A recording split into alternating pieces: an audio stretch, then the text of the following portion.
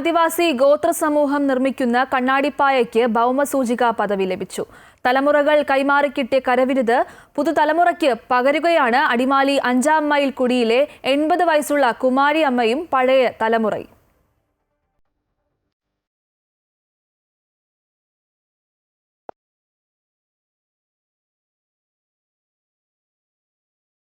പുൽപ്പായ, തഴപ്പായ എന്നിവയിൽ നിന്ന് വ്യത്യസ്തമാണ് കണ്ണാടിപ്പായ. അപൂർവമായി ലഭിക്കുന്ന ന്യൂനിൽ ഈറ്റയിലാണ് കണ്ണാടിപ്പായയുടെ നിർമ്മാണം. ചതുരക്കള്ളികളാണ് അടിസ്ഥാനം. പകൽ വെളിച്ചത്തിൽ കണ്ണാടി പോലെ തിളങ്ങും ഈ പായ.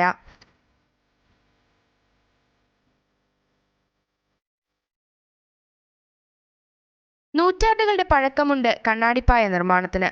6 അടി നീളവും 4 അടി വീതിയുമുള്ള കണ്ണാടിപ്പായ ഒരു വിസ്മയം തന്നെയാണ്. ഒരു കൈ വണ്ണത്തിലുള്ള മുളങ്കുഴലിൽ ചുരുട്ടി സൂക്ഷിക്കാമെന്ന പ്രത്യേകതയുമുണ്ട്.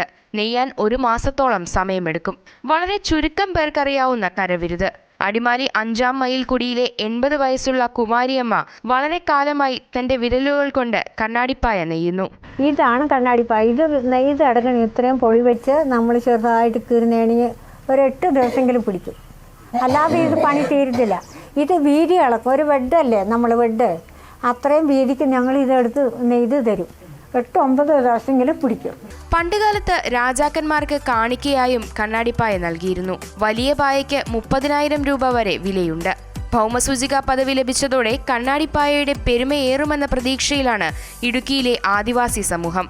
1976-ൽ അന്നത്തെ ഇന്ത്യൻ പ്രധാനമന്ത്രിയായിരുന്ന ഇന്ദിരാഗാന്ധി ഇടുക്കി അണക്കെട്ട് ഉദ്ഘാടനത്തിനെത്തിയപ്പോൾ സമ്മാനമായി നൽകിയതും ഈ കണ്ണാടിപ്പായയാണ്. അമൃത ന്യൂസ്, ഇടുക്കി.